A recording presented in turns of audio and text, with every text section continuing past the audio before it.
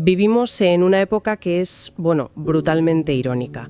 Se gasta tantísima energía, o sea, un esfuerzo casi titánico en demostrarle a una audiencia invisible que estamos descansando, que al final resulta que hemos perdido por completo la capacidad biológica y psicológica de hacerlo de verdad. El descanso se ha convertido en una actuación más. Bienvenidos al episodio 2. Soy Maya. Y yo soy Leo. Estaba mirando hace un momento la pantalla del móvil, la función esta de no molestar. Ya, la de la lunita. Esa. Hay como una expectativa casi instintiva de que al darle a ese botón, pues vamos a encontrar refugio, ¿no? Una habitación mental silenciosa, donde el mundo sencillamente se apaga. Pero no se apaga. No, claro que no. Y leyendo los textos que tenemos sobre la mesa esta madrugada, con este sonido de la lluvia de fondo y el insomnio que ya pesa un poco, me doy cuenta de que esa habitación silenciosa no existe. Darle a ese botón no aísla del ruido, simplemente encierra a uno a solas con su propio agotamiento. Es un espejismo, sí. Un espejismo bastante sombrío. Se cree que se está deteniendo el mundo cuando en realidad, lo único que hacemos es silenciar las notificaciones para poder seguir rindiendo al día siguiente. No hay descanso real. Exacto. Y para quien esté al otro lado escuchando esto, a saber qué hora de la noche, bienvenidos a esta inmersión profunda. Vamos a cruzar una serie de textos que, leídos así en conjunto, dibujan un panorama, muy desolador. Totalmente. Son materiales muy densos. Sí, hemos estado desgranando ensayos filosóficos de Byung-Chul Han y de Simone Weil, estudios clínicos sobre el metabolismo digital basados en la farmacología de Bernard Stiegler y, por otro lado, investigaciones sociológicas muy recientes. Tenemos un estudio de la Universidad de Lund sobre cosmética sostenible, un análisis sobre la distorsión del sistema de conocimiento indio respecto al yoga. Y varios artículos sobre la estética de Internet, la literatura del sufrimiento, lo de la conferencia del Círculo de Bellas Artes. Son cosas que a primera vista podrían parecer desconectadas. Cosmética, misticismo, farmacología. Ya, pero orbitan alrededor del mismo agujero negro. Eso es, de un vacío existencial tremendo. Esa es un poco la misión de este análisis de hoy. Trazar esa línea que une todas estas fuentes para entender una tragedia muy contemporánea, que es el hecho de que la sociedad invierte una energía inmensa en escenificar la paz, en performar el silencio y el bienestar frente a una audiencia invisible, precisamente porque hemos perdido la capacidad de experimentarlos. Para desentrañar por qué la calma es ahora una actuación, una especie de teatro en Internet, primero hay que mirar lo que hay detrás del telón. Y lo que hay no es paz, es una fatiga crónica. Nuestro estado base, digamos, estructural, es el agotamiento absoluto. Y a mí me cuesta asimilar la magnitud de ese agotamiento hasta que leo a Byung-Chul Han, el concepto de la sociedad del cansancio. Él plantea que hemos atravesado una mutación histórica muy profunda. Ya no vivimos en aquella sociedad disciplinaria de Michel Foucault del siglo pasado. La de los muros. Sí, la de las fábricas, los hospitales psiquiátricos, una sociedad que se regía por el debes hacer esto. Y si no lo hacías, había un castigo externo. Claro, pero ese modelo quedó obsoleto, porque tenía un límite de productividad. El sistema neoliberal descubrió que la coacción externa genera resistencia. Así que mutó hacia el verbo poder. Ahora vivimos bajo la dictadura de la positividad. Tú puedes con todo, puedes ser tu mejor versión. Puedes optimizar tu tiempo. Que, al principio suena empoderador, suena a libertad, pero leyendo las fuentes me vino una imagen bastante perturbadora a la cabeza. Es como si fuéramos prisioneros a los que se les permite diseñar su propia celda. Y nos esforzamos tantísimo en hacer los barrotes de oro, en decorar las paredes con logros profesionales, con rutinas perfectas, que llegamos a la conclusión de que no estamos en una cárcel. Nos convertimos en el preso y el carcelero a la vez.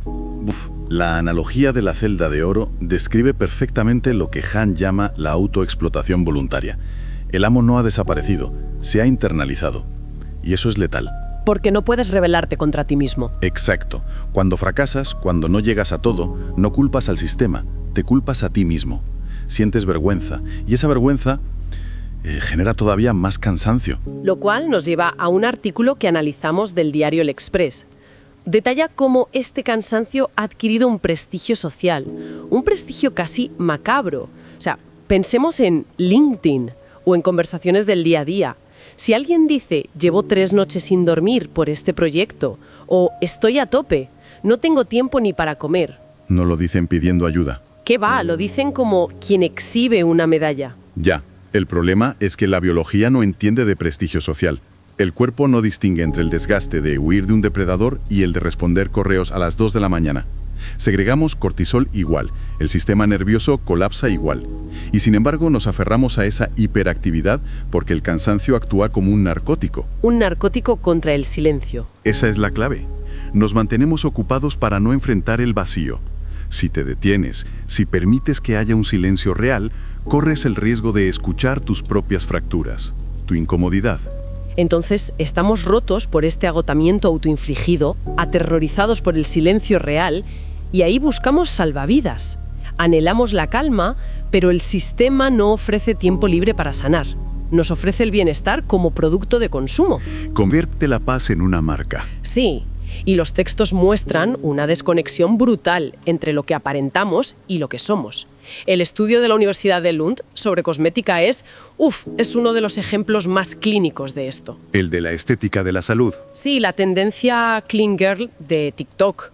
Para quien no lo ubique, es esta estética de piel impecable, luminosa, que parece no llevar maquillaje. Transmite pureza, minimalismo, una vida sin estrés, de beber té matcha y hacer pilates. Pero el estudio revela algo que me dejó helada. Habla de una disonancia cognitiva tremenda en los consumidores. Una disonancia que roza el autoengaño, la verdad. Profundicemos en eso, porque el estudio documenta que muchos usuarios son muy conscientes de que los cosméticos que usan para esa apariencia limpia están llenos de químicos tóxicos, los PFAs, compuestos perfluorados. Que son plástico líquido, básicamente. Químicos industriales que no se degradan nunca. Y la gente, sabiendo que son perjudiciales a nivel endocrino, se los aplica en la cara todos los días. Y lo hacen porque, claro, en esta sociedad del rendimiento visual, parecer sano tiene un valor de mercado muy superior a estarlo de verdad. Da igual si tu cuerpo está asimilando disruptores endocrinos mientras la cámara capte una piel que simbolice salud. La representación visual ha devorado la realidad material. Es como pintar una pared llena de moho tóxico con pintura blanca muy brillante y convencerse de que la casa está limpia. Es una traición al propio cuerpo. Y lo trágico es que esta lógica no se queda en la superficie. Ha infectado prácticas milenarias que en su origen buscaban exactamente lo contrario. El análisis sobre el sistema de conocimiento indio y el yoga es devastador en este sentido. Lo que el estudio llama la instagramificación del yoga. Sí, porque vacía la disciplina de su alma. El texto explica que el yoga tradicional se asienta sobre cimientos éticos innegociables. Los yamas, que son la no violencia o la verdad, y los niyamas, la autodisciplina. Y finalmente el dhyana, la meditación profunda. Pero en las pantallas occidentales todo ese andamiaje filosófico desaparece. Queda reducido a contorsionismo en ropa deportiva cara, una exhibición de flexibilidad para cosechar validación digital. Y fíjate, Byung-Chul Han lleva esta crítica al ámbito del mindfulness corporativo. Él sostiene que el mindfulness de hoy es la religión del neoliberalismo. Piénsalo, cuando las empresas ofrecen retiros de meditación a empleados estresados, no es para que alcancen la iluminación. Ni para que cuestionen el sistema que los está destruyendo, claro. Exacto. Lo hacen para reiniciar la máquina. Como apagar el ordenador cuando se cuelga. Te enseñan a vaciar la mente lo justo, a gestionar la ansiedad de lo estrictamente necesario para que el lunes vuelvas a ser productivo. La espiritualidad esclavizada por la eficiencia. Pero fíjate, déjame plantearte una duda que me persigue desde que leí esto. Imagina a alguien que no está en una empresa. Alguien que, por su cuenta, se levanta a las 5 de la mañana, en el silencio de su salón, prepara su esterilla, se sienta a meditar, pero antes de cerrar los ojos, enciende el aro de luz, pone el móvil en el trípode y pulsa grabar para subirlo a redes. ¿La mera presencia de esa cámara no asesina instantáneamente el propósito del silencio? Totalmente. O sea, ¿cómo experimentas verdadera paz si hay un espectador implícito vigilando, juzgando? Es una imposibilidad metafísica. Y esto se explica a través del panóptico digital de Han. A diferencia del panóptico carcelario tradicional, donde los presos eran vigilados contra su voluntad, en el panóptico digital nosotros construimos nuestra propia celda de cristal y suplicamos que nos miren. Nos convertimos en ganado consumidor, ¿no? Y productor de datos a la vez. Sí, y el problema de tener esa cámara encendida, aunque sea en la imaginación, es que la interioridad requiere sombra, requiere un espacio que no esté expuesto a la mirada ajena para poder germinar. En el momento en que todo debe ser transparente y estético para tener valor, la interioridad muere. Es como el mecanismo de cuando escribes un mensaje de texto. Todos hemos sentido eso. Estás escribiendo algo íntimo o doloroso y sabes que la otra persona está viendo esos 3 puntos suspensivos en la pantalla sabiendo que tecleas. Buf, sí, esa presión invisible. Esa simple conciencia de ser observado en tiempo real altera lo que ibas a decir. Borras, reescribes, suavizas, performas. Si extrapolamos eso a la existencia entera, la actuación es continua. Y esa actuación, esa necesidad de escaparate, no se limita a fingir que estamos en paz o muy tranquilos. La tragedia es que también estetizamos el sufrimiento. Lo convertimos en contenido de consumo. Ahí entramos en el artículo del periódico Excelsior sobre el fenómeno del low income Instagram. Durante años, las redes eran un catálogo de lujo aspiracional. Coches, viajes, comidas perfectas, pero la saturación de eso ha generado una fatiga visual y la tendencia ahora ha virado hacia romantizar lo precario. La estetización de la pobreza, el feísmo curado. Imitando una estética de escasez. Suben fotos borrosas, habitaciones deliberadamente desordenadas, luces tristes fluorescentes. Buscan proyectar una imagen de honestidad cruda, de rebelión contra el algoritmo, digamos, pero el artículo señala que es una trampa. No hay nada espontáneo en eso. Es una curaduría obsesiva igual. Seleccionan qué tipo de fealdad es aceptable mostrar para parecer interesantes. Y claro, es una impostura visual que trivializa la precariedad real de quien no tiene otra opción. Y fíjate que esta impostura conecta de forma orgánica con lo que se analizó en la conferencia del Círculo de Bellas Artes sobre el sujeto millennial y la ironía. Históricamente el dolor se expresaba de otras formas, pero hoy vemos una literatura del sufrimiento muy particular. Una generación frustrada, empobrecida frente a las expectativas que le inculcaron, que exhibe su dolor pero siempre escudándose detrás de un muro impenetrable de ironía. El texto detalla cómo la sinceridad se castiga en la red. Si alguien publica un mensaje preirónico creyendo genuinamente en algo, el cinismo colectivo lo devora. El uso del troleo y la ironía son mecanismos de defensa brutales. Ser sincero implica vulnerabilidad, y en un entorno hiperconectado la vulnerabilidad es un riesgo inasumible. Así que te ríes de tu miseria, de la crisis climática, de tu inestabilidad emocional. La ironía permite a los individuos participar en el discurso sin comprometerse éticamente con nada. Te ríes de todo para que nada te duela demasiado. Es pura anestesia. Pero el coste de esa anestesia irónica es altísimo, porque te aísla por completo. Es descorazonador cruzar este análisis analítico de la ironía con el estudio de Lund sobre la ecoansiedad. El individuo de hoy sufre una disonancia insoportable. Por un lado, una ansiedad existencial genuina por el colapso del mundo. Intenta lavar la culpa comprando ropa de segunda mano en aplicaciones, haciendo un activismo de consumo, pero a la vez se niega a abandonar la estética en su maquillaje que contamina o su presencia en el hiperconsumismo. Se vive paralizado entre el terror al futuro y la incapacidad de renunciar a la imagen visual. Todo esto evidencia algo aterrador. Hemos estetizado la soledad. Le hemos puesto un filtro a la angustia. Y al hacerlo, perdemos el contacto real con la herida. No hay sanación posible porque no hay contacto con la realidad material del dolor. Y el artefacto, el instrumento maestro que permite esta simulación masiva y nos mantiene en este estado de letargo y cansancio ininterrumpido, lo tenemos en la mano, las pantallas. El origen del metabolismo digital. Aquí es donde los textos de Bernard Stiegler y de Baranzoni nos dan el bisturí conceptual necesario. Stiegler usa el término griego fármakon para describir la tecnología. El fármakon es por definición la sustancia que es a la vez el veneno y la cura. Depende de la dosis. Tenemos que desgranar cómo funciona esto a nivel neurológico en el día a día, porque no es una metáfora filosófica, es un mecanismo clínico. Es puramente bioquímico, sí. El diseño de las plataformas, lo que llaman la like economy, usa técnicas de condicionamiento operante. Funcionan exactamente igual que una máquina tragaperras en un casino. Frente al caos, la precariedad vital o los trabajos alienantes y carentes de sentido, la pantalla ofrece certidumbre. Haces scroll y el algoritmo te inyecta pequeñas y constantes dosis de dopamina. Es una cura temporal para la angustia existencial. Alivia a corto plazo. Esa es la cura. ¿Y el veneno? Que esa misma mecánica destruye progresivamente tu capacidad de atención sostenida, fragmenta tu memoria y aniquila la tolerancia al aburrimiento.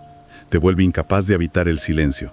Te cura la ansiedad del momento, pero te condena a una ansiedad crónica permanente. Ya entiendo. Y Byung-Chul Han aborda este veneno desde una perspectiva mucho más espiritual, casi teológica. Él denomina al smartphone el rosario digital. Es una imagen que hila la sangre. Pensar en el gesto de deslizar el pulgar hacia abajo una y otra vez haciendo scroll infinito, como si pasáramos las cuentas de un rosario de cristal. Han argumenta que hemos sustituido las instituciones religiosas por las plataformas digitales. Son los nuevos confesionarios. Nos desnudamos ahí voluntariamente. Confesamos miedos, mostramos desayunos, diagnósticos médicos, rupturas amorosas. Pero hay una diferencia abismal. Que no hay redención. No nos confesamos para que un ente superior nos perdone o para encontrar consuelo espiritual. Nos confesamos única y exclusivamente para mendigar atención. Como escribe Han, el me gusta es el amén digital. Una religión donde el rezo es público y el Dios es el algoritmo, que nunca sacia su hambre de nuestros datos. De lo que la filosofía llama la alteridad. La pérdida radical del otro. Hay una anécdota en las entrevistas de Han que ilustra esta pérdida de una forma devastadora. Habla de las consultas de los dentistas. Dice que hace décadas un niño asustado en la silla del dentista a punto de pasar por un procedimiento doloroso, instintivamente extendía el brazo para aferrarse a la mano de su madre o padre. En la mayor vulnerabilidad, el consuelo y la fuerza se extraían del contacto físico con otro ser humano. ¿Y qué observa hoy en esas consultas? Observa a pacientes adultos que mientras sufren dolor en la silla se aferran desesperadamente al móvil. Pasan fotos compulsivamente, leen mensajes vacíos, ya no buscamos la mano de nadie. El sostén ha dejado de venir del exterior, de la mirada o el tacto de un semejante. Nos agarramos a un espejo negro que solo nos refleja a nosotros mismos. La hipercomunicación nos promete conexión, pero en la práctica ha asesinado el encuentro genuino con el otro. Nos deja en una soledad inenarrable. Fíjate que Simone Weil, la filósofa francesa a la que Han rescata a menudo, desarrolló un concepto que choca frontalmente con toda esta dinámica. Ella hablaba de la descreación. Es un concepto difícil, ¿eh? No se refiere a la destrucción física. No, para nada. La descreación para Weil es un acto de retirada psicológica y espiritual. Es la capacidad de suspender el propio ego, de extinguir voluntariamente ese yo ruidoso que siempre está demandando atención. Ella creía que solo cuando el sujeto se quita del centro del escenario, solo en ese vacío, en ese silencio absoluto donde el ego no hace ruido, puede penetrar la verdadera belleza del mundo. Solo ahí hay un encuentro auténtico con la alteridad. Pero si aplicamos eso a nuestro ecosistema actual, o sea, si intentas descrearte, si intentas suspender tu ego y guardar silencio en la era digital, no trasciendes, es que dejas de existir. El algoritmo te entierra en el olvido. Ese es el drama. En la infocracia, el silencio equivale a la muerte social. El yo digital está programado para no callar jamás. Tiene que opinar, indignarse, mostrar que viaja, que sufre o que hace yoga. En un entorno donde el ruido es el único certificado de existencia, el abandono del ego es una quimera. Y sin esa retirada, la contemplación verdadera es sencillamente imposible. Es que mientras hablamos, con la lluvia cayendo ahí fuera, y miramos toda esta arquitectura del cansancio que hemos desplegado hoy, se hace evidente que estamos acorralados por lo que Han define como algofobia, un miedo patológico y generalizado al dolor. Y no solo al dolor físico, Es el miedo al conflicto, a la tristeza, a la confrontación con ideas que nos incomodan, al dolor que implica cualquier encuentro humano profundo y real. Exacto. Detestamos tanto la fricción que preferimos el letargo aséptico de las pantallas. Hemos expulsado el sufrimiento, sí, pero con él hemos expulsado también la vitalidad. Hemos sustituido la pausa real, esa inactividad contemplativa donde realmente somos humanos, por un cansancio performativo. Creemos que al final del día estamos descansando al tirarnos en el sofá a mirar vídeos cortos durante 3 horas, pero en realidad nos estamos desangrando cognitivamente. Para quien escucha esto en la penumbra de su habitación, es crucial comprender que esta fatiga opresiva que nos pesa en los huesos no es un fracaso individual. No estás agotado porque no te hayas organizado bien o porque no seas resiliente. Estás agotado porque formas parte de un engranaje histórico que ha declarado a la guerra, a la inactividad y al silencio. Y darse cuenta de que esa paz plastificada que vemos a diario en Internet es solo un decorado, es solo ruido visual. Quizás sea el primer paso indispensable para poder, algún día lejano, volver a sentarse en una habitación y soportar el verdadero silencio, sin grabar el momento, sin necesitar que nadie lo valide. Me quedo con un último pensamiento bastante melancólico, construido sobre esa ausencia de mundo de la que alerta la filosofía contemporánea. Si hemos llegado al punto de utilizar nuestras pantallas como los únicos espejos que nos certifican nuestra propia realidad, si las usamos compulsivamente para confirmarnos que existimos, para demostrar que estamos sanos o comprometidos o muy cansados, la pregunta es inevitable. ¿Qué ocurre en nuestra psique en el instante exacto en que la batería se agota y la pantalla se vuelve completamente negra? Quizá el verdadero terror existencial de nuestra época no sea la muerte biológica. Quizá el terror más paralizante sea descubrir que, despojados de la audiencia digital, sin un servidor lejano registrando nuestra huella y validando nuestra actuación, hace ya mucho tiempo que dejamos de existir como personas materiales y nos hemos convertido en el más frío de los sentidos en fantasmas que rondan los pasillos de nuestros propios perfiles. Esperamos haber aportado herramientas útiles para navegar por esta inmensa jungla de espejos emocionales. Muchas gracias por acompañarnos en esta inmersión. Hasta la próxima.